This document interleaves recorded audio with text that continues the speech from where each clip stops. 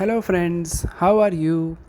Welcome to our YouTube channel Dhyan Commerce, the key of success. Please like, subscribe, share, and press bell icon for notifications. Thank you.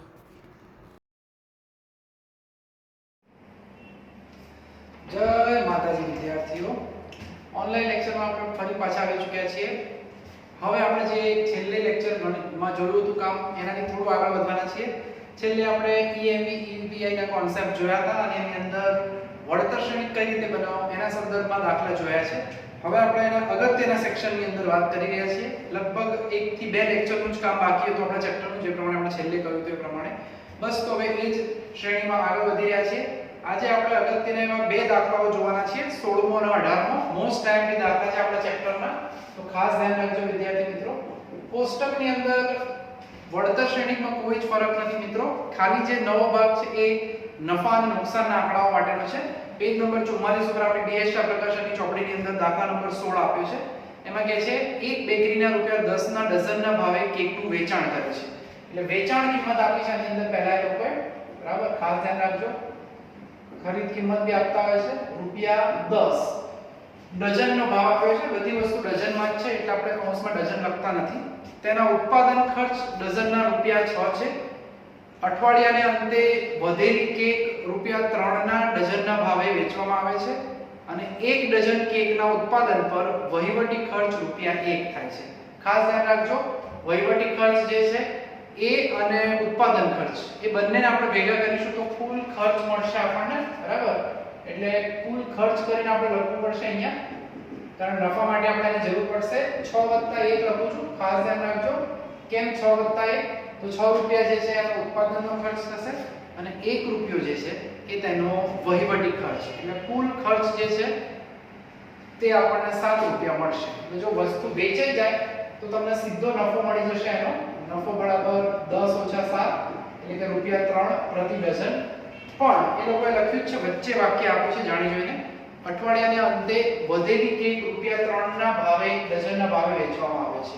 એટલે આ વાક્ય લખવાનું ખાસ કે અઠવાડિયાના અંતે વધેલી કેક ₹3 ડઝનના ભાવે, બધું ડઝનમાં જ છે, વેચવામાં આવે છે. પરત નથી આપતા આની અંદર આપણે, એ જે છે ઓછી કિંમતમાં વેચી રહ્યા છે એ લોકો. એટલે જો જોવા જઈએ તો આપણે ખર્ચની વાત કરીએ અથવા ખરીદ કિંમત વિશે વિચારો તો બેકરી વાળા જે ભાઈ આ વસ્તુ વેચતા હશે એને 6 + 1 એટલે કે ₹7 કેક ડઝન પ્રમાણે મળશે. અને જો વેચી ના શકે એ ₹7 અને ₹10 ના ભાવે અને અઠવાડિયાના અંતે વધેલી પડી રહે તો એને 3 ના ડઝનના ભાવે વસ્તુ વેચવી પડશે. એટલે અલ્ટિમેટલી એને ₹7 માં પડે છે કે વેચશે કેટલામાં? 3 માં. એટલે આપણને એનો નુકસાનનો આંકડો મળશે. એનું નુકસાન કેટલું થશે? 7 - 3 એટલે કે ₹4. બધી જ જે માહિતી આપી છે મિત્રો એ ડઝનના ભાવ પ્રમાણે આપેલી છે, બરાબર. ખાસ ધ્યાન રાખજો. અને આપણને જે કોષ્ટક આપ્યું છે એની અંદર અપેક્ષિત નફો મેળવવા માટે કેટલું ઉત્પાદન કરવું તેવું કીધું છે અને માંગ જે છે એ ડઝનમાં 1 2 3 4 છે અને એને સંભાવનાના આંકડા આપેલા છે. તો હવે આપણે એનું કોષ્ટક બનાવી દઈએ. કામ મેં અહીંયા આપણે ઓફલાઈનમાં આગળ કરેલું છે, શીખેલા જ છીએ. તો પણ ખાસ ધ્યાન રાખજો, કોઈ ડાઉટ લાગે તો તમે પૂછી શકો છો. આપણે કેટલી વાર કીધેલું જ છે તમને પણ, બરાબર. રેગ્યુલર કામ કરતા રહેશો તો કોઈ પ્રોબ્લેમ નહીં થાય. માંગ 1 2 3 અને 4 ડઝનમાં આપેલી છે. સામે સંભાવના આપણને દર્શાવેલી હોય છે. કોષ્ટક પ્રોપર બનાવી દેવાનું તો તકલીફ નહીં પડે. 0.50 અને 0.15, બરાબર. આપણે યાદ કરી લઈએ ફરીથી એકવાર. દાખલાની અંદર આપણે કીધું હતું જ્યારે માત્ર આટલી માહિતી હોય ત્યારે માંગની સામે આપણે સ્ટોક મેન્ટેન કરતા હોઈએ છીએ. માંગ 1 ડઝન 2 ડઝન 3 ડઝન 4 ડઝન છે તો આપણે એ જથ્થો જે છે એ સ્ટોકમાં પણ તમે કેટલો રાખી શકશો? ઓછામાં ઓછો 1 ડઝન કેકનો જથ્થો અને વધુમાં વધુ કહીએ મિત્રો તો 4 ડઝન કેકનો જથ્થો રાખી શકાય. પછી જે પ્રમાણે આગળ આપણે EMV ના દાખલા ગણ્યા છે આપણને ખબર જ છે કે x અને xp આપણે રાખીએ છીએ, બરાબર. EMV એટલે અપેક્ષિત નાણાકીય મૂલ્ય, જેમાં આપણે જે તે વળતર શ્રેણીની કિંમતોને તેની સંભાવના સાથે ગુણીએ છીએ, બરાબર. અને આપણે ટેકનિક પણ તમને શોર્ટકટ શીખવાડેલી છે મિત્રો આગળ, કે સૌથી પહેલા અહીંયા બોક્સ બનાવી દેવાના જ્યાં આપણને સૌથી વધુ મહત્તમ નફો જોવા મળશે સ્ટોકના સંદર્ભમાં. તમે 1 ડઝન કેક લાવો છો, માંગ 1 ડઝનની છે એટલે બધી વેચાઈ જશે. અને નફો આપણે જે પ્રમાણે નક્કી કર્યો છે પ્રમાણે 3 રૂપિયા નફો મળશે અને 4 રૂપિયા નુકસાન થશે ડઝન પ્રમાણે. એટલે એકની સામે તમે એક ડઝન વેચો તો તમને 3 રૂપિયાનો નફો જોવા મળશે. પણ સામે જો વ્યક્તિઓમાં આપણે એક ડઝન કેક લાવ્યા છે, કોઈ 2 ડઝન માંગે, 3 માંગે અથવા 4 ડઝન માંગશે, પણ આપણે વેચીશું તો એક જ ડઝન, એટલે કે એની નીચે જે છે એ નફાના આંકડામાં કોઈ ફેરફાર નહીં થાય, કારણ આપણે ખરીદીને કેટલી કેક લાવ્યા છે સ્ટોક 1 ડઝન, એટલે 1 ડઝનનો નફો જ આપણને મળશે. ટૂંકમાં બોક્સની નીચે તમારો નફો બદલાવાનો નથી, કારણ માંગ ભલે વધી જાય પણ સ્ટોક તો ખાલી કેટલો છે 1 ડઝન, એટલે આપણે 7 રૂપિયામાં આપણને પડે, આપણે 1 ડઝન 10 રૂપિયામાં વેચીએ એટલે અલ્ટિમેટલી આપણને નફો જે મળશે એ 3 રૂપિયાનો મળશે. શોર્ટકટ મેં શીખવાડી દીધી પ્રમાણે 2 ની સામે 2 ડઝન વેચો તો 1 ડઝનના 3 રૂપિયા, તો 2 ડઝનના 6 મળે. 3 ડઝનની સામે માંગ પણ 3 ડઝન હોય તો તમને આપણને મળશે 9 રૂપિયા. 4 ડઝનની સામે 4 ડઝન હોય તો આપણને મળશે 12 રૂપિયા. બરાબર. પછી જે પ્રમાણે અહીંયા સમજાયું, આપણી પાસે 2 ડઝન જ હોય તો તમે 3 કે 4 નહીં વેચી શકો, 2 ડઝનનો જ નફો મળશે, એ જ રીતે 3. તો મુખ્ય વિકર્ણ જોઈ શકાય એમ ત્રાસી લીટીની નીચેના આંકડાઓ અચળ રહેશે, કારણ ત્યાં જે આપણી માંગ છે વધુ છે, સ્ટોક મર્યાદિત છે. પણ ઊંધું હોય તો જેમ કે અહીંયા 2 ડઝન કેક છે, વેચાય 1 ડઝન, તો તમે 1 ડઝનનો નફો ગણી શકશો, પણ સામે 1 ડઝન કેક પડી રહે, અઠવાડિયાના અંતે પાછી આપવી પડશે, એટલે તમને 1 રૂપિયાનું ત્યાં શું જોવા મળશે? નુકસાન જોવા મળશે. બરાબર. એટલે 3 રૂપિયા તો મળશે આપણને 1 ડઝન કેક વેચી એના, પણ સામે બીજી 1 ડઝન કેક પડી રહે એનું નુકસાન આપણે 4 રૂપિયા ભોગવવું પડે, એટલે અલ્ટિમેટલી -1 એટલે કે 1 રૂપિયાનું નુકસાન. જમણી બાજુ નુકસાન વધતું જશે હંમેશા. અહીંયા આવો તો ફરી એ જ વસ્તુ છે, 3 ની સામે 1 ડઝન વેચશો એટલે 3 રૂપિયા તો આપણને મળશે જ. સામે શું થશે? 3 માંથી 1 ડઝન વેચો, 2 ડઝન કેક પડી રહેશે, 2 ડઝનનું નુકસાન 1 ડઝનના 4 રૂપિયા લેખે 4 દુ 8 થશે, એટલે કે અહીંયા આવશે -5. બરાબર. એ જ રીતે જો આગળ જતા રહીએ, એક લાઈનમાં તમે આમ ગણતરી કરશો હાર પ્રમાણે તો ઈઝી રહેશે. 4 ડઝનમાં પણ સામે એક જ ડઝન વેચાશે એટલે 3 રૂપિયા મળશે, અને 3 ડઝન કેક પડી રહેશે એટલે 4 × 3 4 તરી 12 રૂપિયા, એટલે આપણને અહીંયા નુકસાન જોવા મળશે 9 રૂપિયાનું થશે. બરાબર. એટલે નફા નુકસાનના એકમ દીઠ અથવા ડઝન દીઠ જે આંકડો આપ્યો દરેક દાખલાની અંદર એ પ્રમાણે વળતરનું કોષ્ટક બનાવવાનું રહેશે, વળતર શ્રેણીકનું. હવે અહીંયા ત્યારે 3 ની સામે 2 ડઝન કેક વેચાશે, જેટલી કેકની માંગ હોય એટલાને નફા સાથે ગુણવાનું રહેશે આપણે, એટલે નફો એટલે 2 માટે 3 દુને 6 રૂપિયા થશે, જે આગળના ખાનામાં પણ તમે જોઈ શકશો. 3 માંથી 2 ડઝન વેચાય, 1 ડઝન કેક પડી રહેશે, 1 ડઝનનું નુકસાન 4 રૂપિયા છે, એટલે 6 - 4 એટલે 2 રૂપિયા. બરાબર. આગળ વધીએ. 4 ડઝનનો સ્ટોક તમે રાખી રહ્યા છો, વેચાશે 2 ડઝન તો 6 રૂપિયા મળશે, સામે 4 માંથી 2 ડઝન વેચીએ, 2 ડઝન કેકનું નુકસાન 4 દુ 8, એટલે અહીંયા પણ તમને જોવા મળશે -2. બરાબર.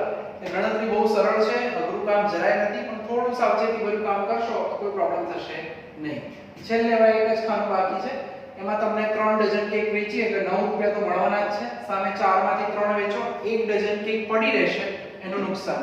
ટૂંકમાં સ્ટોક માઈનસ માંગ કરો, જેટલા એકમ અથવા જેટલા ડઝન વધે એને નુકસાન સાથે ગુણીને બાદ કરી દો, એ આપણા વળતર શ્રેણીના બધા મૂલ્યો આપણને મળશે. બરાબર.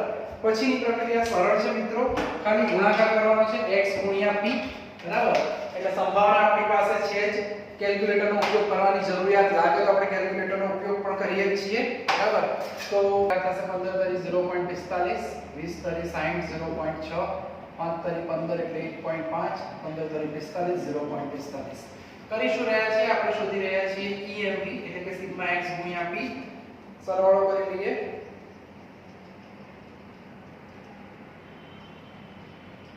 એટલે આનો જવાબ આવશે 3. એ જ રીતે અહીંયા -0.15, 1.2, આ 3 થશે, 15 6 90, 0.15 × 6 0.9. કેલ્ક્યુલેટરમાં એકવાર ચેક જરૂર કરી લેવું. એટલે અહીંયા આવશે 1.2 અને 0.15. ઓકે, એટલે સરવાળો કરી દઈએ અને બાદબાકી કરી દઈએ, એટલે આપણો જવાબ રેડી થઈ જશે. આ 4 પોઈન્ટ આપણને મળે છે 95. બરાબર. -0.75, 0.4, 4.5, 1.35. તો સરવાળો કરી દઈએ ફરી. 4.5 + 1.35 + 0.4 - 0.75. જવાબમાં મળશે આપણને 5.5. છેલ્લે એ જ રીતે ગુણાકાર કરી લઈએ તો -1.35 -0.4 2.5 અને 0.15 ગુણ્યા 12 કરીએ એટલે એ આપણને મળશે 1.8.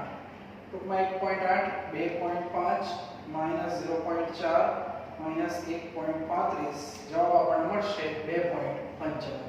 અહીં આપણે જોઈ શકીએ છીએ સૌથી મોટો જવાબ જે છે એ મિત્રો 5.5 છે. એટલે છેલ્લે આપણે જે પ્રમાણે તારણ આપણે આપીએ છીએ છેલ્લે લખીએ છીએ કે અહીં મહત્તમ EMB બરાબર 5.5 છે જે 3 ડઝન કેક માટે છે. એટલે કેક ડઝનમાં જ છે બરાબર. માંગ જે છે ડઝનમાં હતી એટલે છેલ્લો જે જવાબ છે આન્સર જે હોય પ્રશ્નોના સંદર્ભમાં આપણે લખવાનો રહેશે હંમેશા. પ્રશ્નમાં આપણને લોકોએ છેલ્લે પૂછ્યું હતું કે અપેક્ષિત નફો મેળવવા માટે કેટલું ઉત્પાદન કરવું જોઈએ. તો આપણે છેલ્લે લખવાનું કે અપેક્ષિત નફો મેળવવા માટે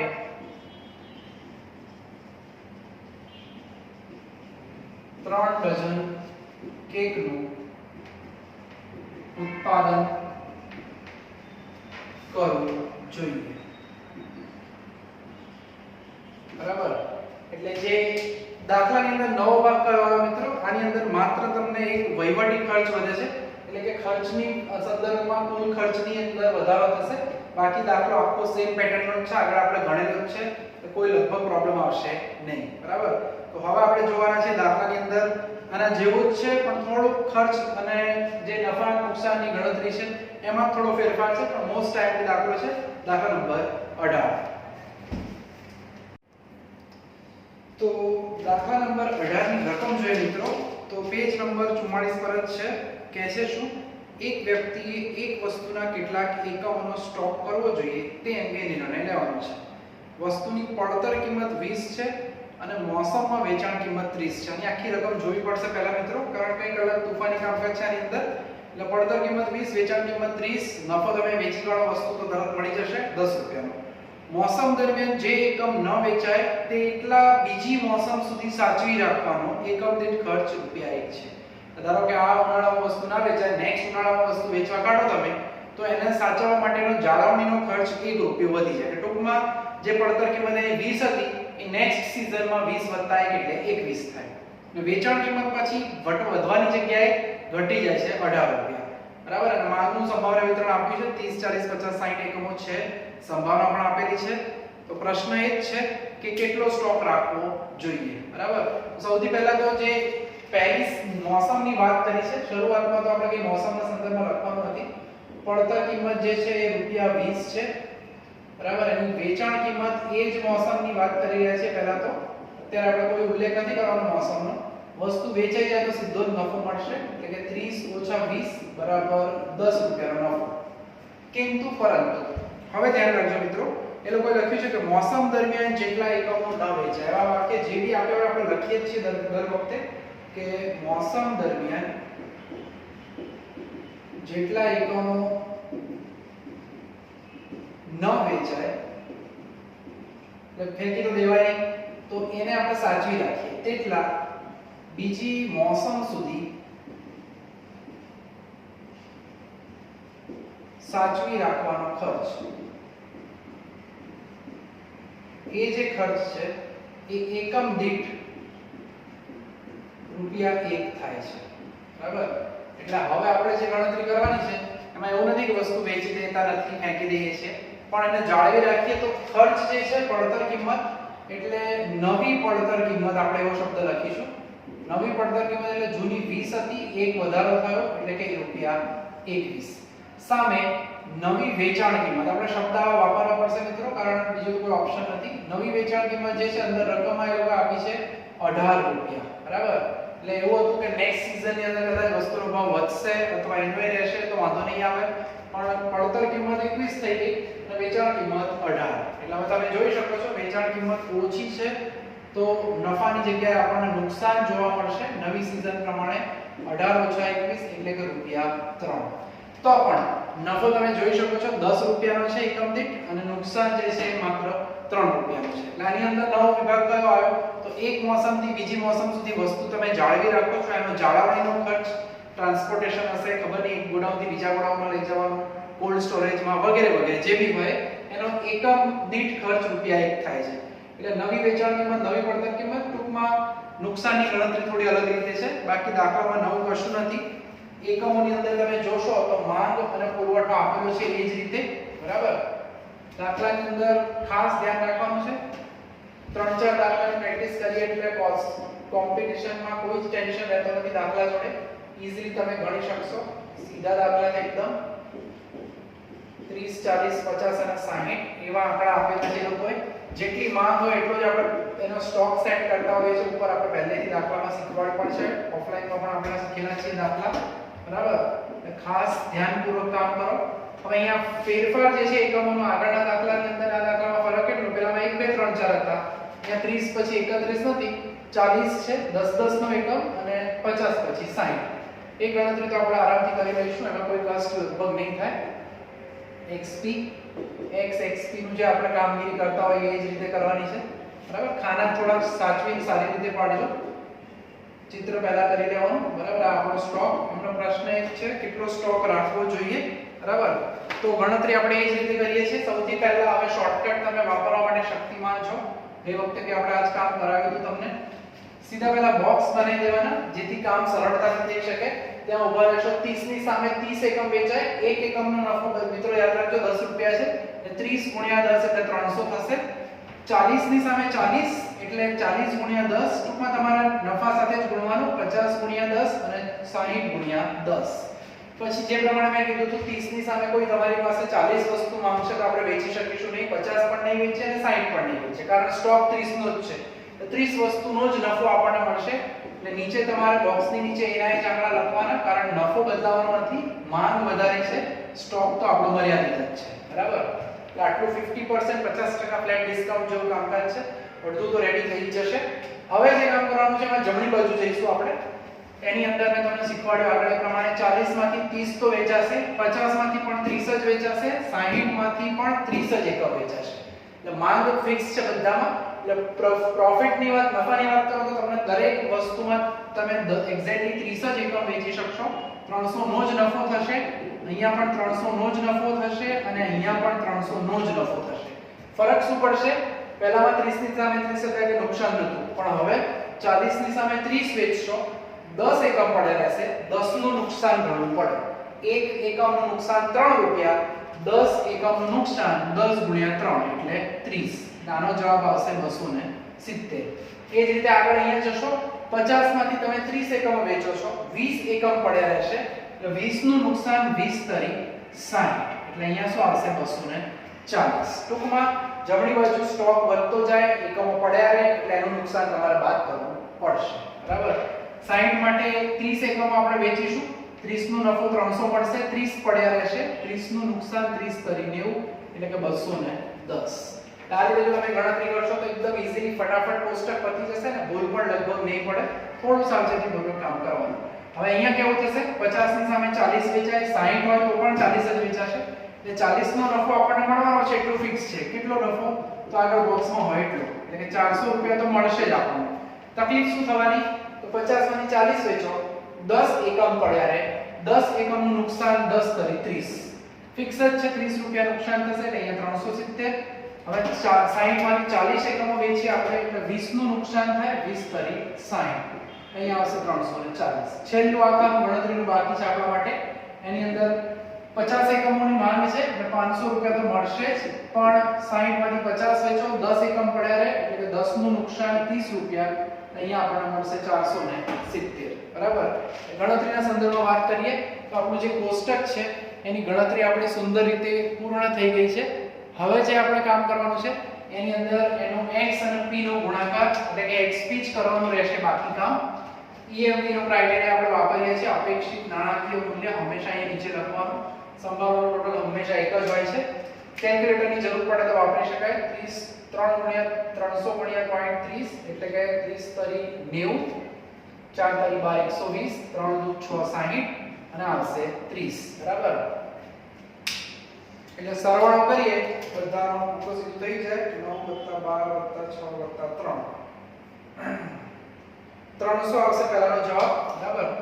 તેની કેલ્ક્યુલેટરમાં ખાસ કરવાનું 27 તરી 81 4 ચોક 16 4 દુ 8 એટલે કે 80 અને 40 સરળો કરી લઈએ, રિસ્ક ના લેવાય. 81 + 160 + 80 અને +40 એટલે કે આનો જવાબ મળશે આપણને 361. ત્યાર પછી આ થશે 72. હવે આ ગણવું પડશે 370 * 0.4 એટલે કે 148 બરાબર 148 છે.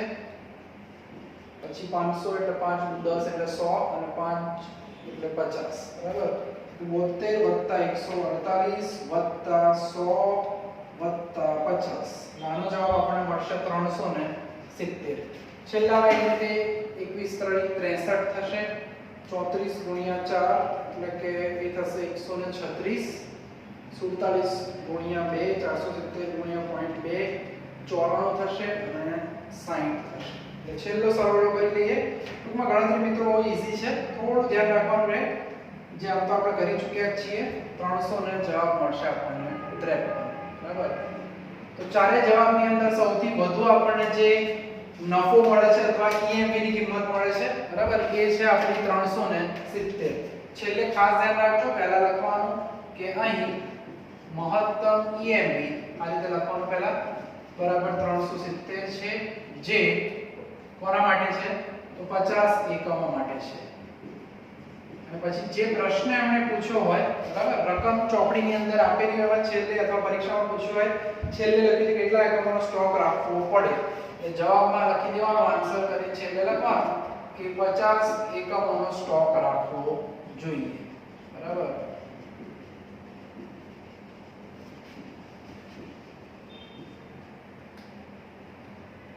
રાઈટ. એટલે આ એક દાખલો સુંદર મજાનો થઈ ગયો. બે દાખલા થોડા વધારે અગત્યના હતા કારણ એની અંદર નફા અને નુકસાનના આંકડા થોડા અલગ રીતે આપણે ભણવાના આવે છે બરાબર છે. તો બે દાખલા સાથે હું તમને ઘર માટે જે દાખલા આપી રહ્યો છું હોમવર્કમાં આજનું કામ ખાસ ધ્યાન રાખજો મિત્રો. હોમવર્કની અંદર તમારે જે કરવાનું છે એની અંદર આગળ જે કરાયેલા છે એ ટાઈપના દાખલા છે.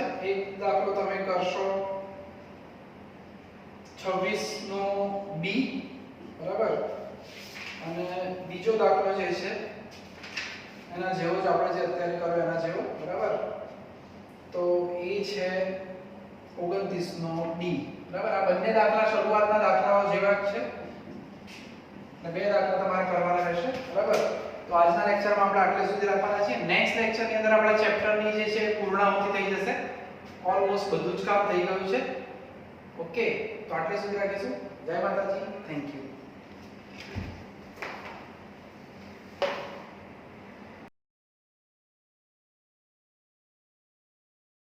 Please like, subscribe, share and press bell icon for notifications.